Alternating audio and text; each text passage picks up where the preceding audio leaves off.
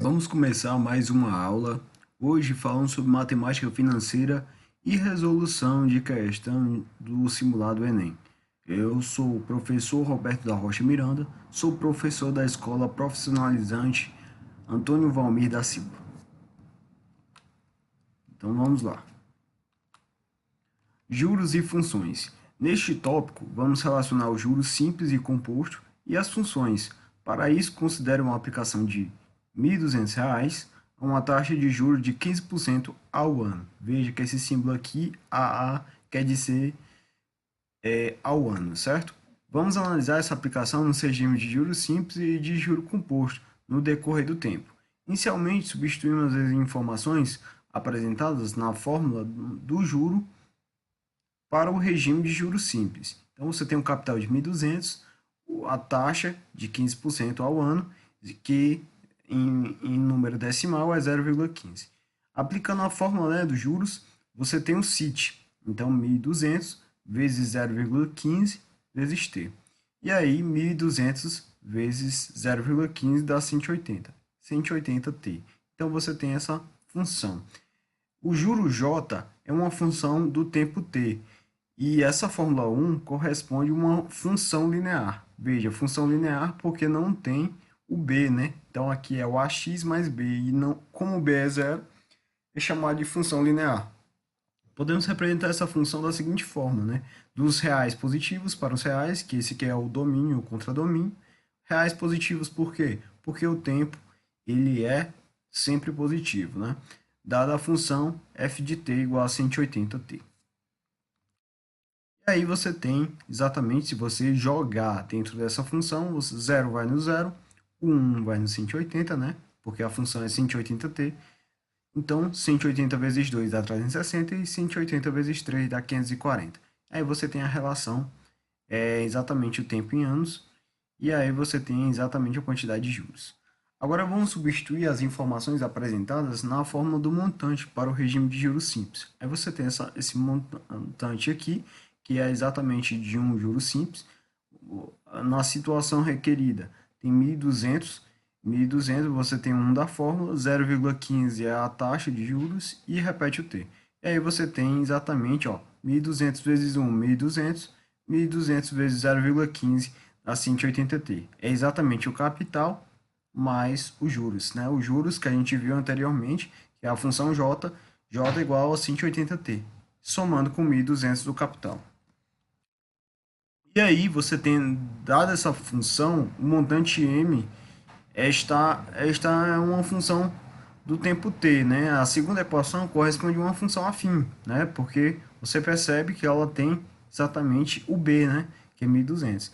E podemos representar essa função pela função g, que vai do r positivo, né? Que o tempo é sempre positivo, para os reais. Aí você tem exatamente essa função g. E aí, relacionando, né? Ó, 0 vai dar 1.200, né? Se o t for 0. Se o t for 1, vai somar 1.200 mais 180, que dá 1.380. Se o tempo for 2, vai somar 360, né? 1.200 mais 360 dá 1.560. E 1.200 mais 180 vezes 3 dá 1.740. Aí você tem essas relações e aí você também tem uma função afim, que é uma função linear também, né? Que é exatamente uma reta. De maneira semelhante, vamos substituir as informações apresentadas na fórmula no montante de juros compostos, né? A fórmula dos juros compostos é um pouco diferente, e aí você vai atribuir os mesmos valores, o capital de 1.200 e a taxa de 0,15. Somando 1 com 0,15 vai dar 1,15 elevado a t vezes 1.200, que aí você tem essa fórmula 3. O montante é uma função de tempo, né? Então a terceira corresponde a uma função do tipo exponencial, que a gente percebeu. Podemos representar a função da seguinte maneira: eu chamei de h dos reais positivos para os reais, para o qual h de t vai ser 1.200 vezes 1,15 elevado a t. Então, se aqui você tem que ter uma noção de potência, né? Então, ó, 1,15 elevado a 0 é 1, e 1 vezes 1.200 dá 1.200. Da mesma forma, 1,15 elevado a 1 vai dar 1,15, mais vezes 1.200 vai dar 1.380. Isso eu fiz na nossa aula de hoje, né? E quando você é 2, né, 1,15 elevado ao quadrado, você pode fazer na calculadora, porque aqui não tem valores, e multiplica por 1.200. E aí vai dar 1.587. Da mesma forma, se você pegar 1,15 elevado ao cubo, que é esse 3, multiplicado por 1.200 vai dar 1.825,05 centavos, né? Que é exatamente esse montante. E você tem essa relação. Veja que não é mais uma reta, mas é assim uma curva, né? Você está percebendo que está ficando mais arredondado, certo? E vamos a uma questão, né? Um exemplo de aplicação. Paulo aplicou 2.900 a juros simples de 11% ao ano. E no mesmo dia, Roberto investiu 2.800 a juro composto a 10% ao ano. Represente graficamente, no mesmo plano cartesiano, os montantes em cada aplicação e verifique qual terá a maior montante no final de 4 anos e ao final de 6 anos. Então a gente percebe o seguinte: a situação do Paulo, né, o capital é de 2.900 e a taxa é de 0,11. Então temos uma função afim que apresenta o montante da aplicação de Paulo. Então você, usando a aplicação em juros simples, você tem exatamente 2.900 vezes 1 mais a taxa, que é 0,11, vezes t. Então 2.900 vezes 1 dá 2.900. 2.900 vezes 0,11 dá 319t. Então você tem a formulazinha que é a função de t, 2.900 mais 319t. E o Roberto, ele aplicou 2.800 em uma taxa de 10%, e 10% em número decimal é 0,1. Então, essa função é do tipo exponencial, que apresenta o montante de aplicação do Roberto. É exatamente o juro composto. Então, você vai usar a fórmula do juro composto, onde o capital é 2.800, a taxa é 0,1. E aí, 1 mais 0,1 dá 1,1 vezes 2.800, e veja que esse 1,1 está elevado a t. E aí você nomeou essa equação aqui, essa função de g de t. E aí, para a gente entender graficamente como é que isso seria, né? A gente fez aqui um gráfico. Então, a gente tem exatamente uma comparação da função linear, que é f de t, que é a função do Paulo, e o g de t, que é a função do Roberto. Então, você percebe que os valores que você vai jogando dentro da fórmula, né, onde o tempo é a variante, você vai jogando 1, aí vai dar 2.900, 2.800, e aí ele quer saber exatamente no quarto ano e no sexto. No quarto ano, você percebe que o Paulo ganha muito mais do que o Roberto, né? Veja, por mais que seja um juro composto na aplicação do Roberto, o Paulo está ganhando aqui em 4 anos muito mais do que o Roberto. Mas no sexto ano, veja que o Roberto ultrapassa o Paulo.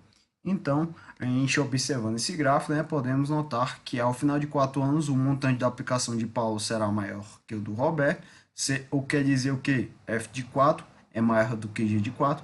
Ó, F de 4 é 4.176, veja que é maior do que 4.099,50. Já no final de 6 anos, né, o montante da aplicação do Roberto será maior do que o de Paulo. Veja, ó, G de 6, 4.960,40 centavos é maior do que 4.814 reais. Então você percebe que isso aqui é verdade, certo? Ok?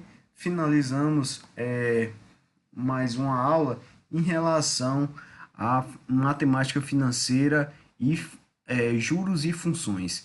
Então, eu espero que tenha esclarecido um pouco sobre essa questão, né? E vamos fazer um resumo prévio do que seria juros e funções. Então, se eu colocar aqui um novo exemplo, um capital de R$ 600 aplicado a uma taxa de 10% ao ano, vamos analisar no juro simples. No sistema de juros simples, o juro e o montante são obtidos por meio de funções. Então, aqui é o CIT, o famoso CIT.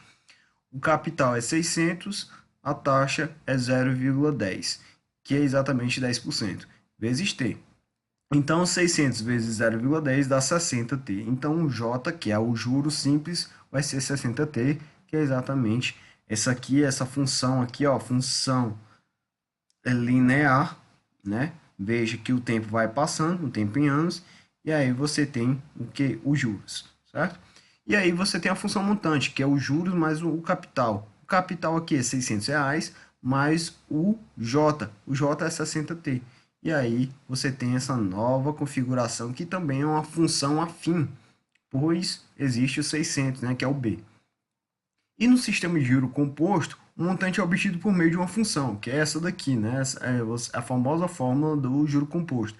O capital é 600, a taxa continua sendo 0,10, e aí 1 mais 0,1 dá 1,1t. E aí você tem exatamente a exponencial, né? Onde o início dessa exponencial vai ser o quê?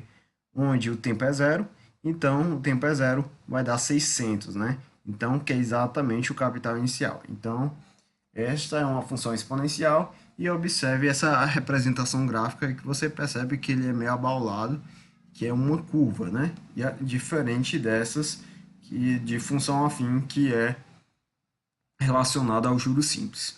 Obrigado pela oportunidade de dar mais uma aula para você e finalizamos essa parte de matemática financeira trabalhando funções. Obrigado pela oportunidade de poder estar passando um pouco mais sobre o conhecimento e a relação que as funções têm com juros e a matemática financeira. Obrigado pela atenção e até a próxima.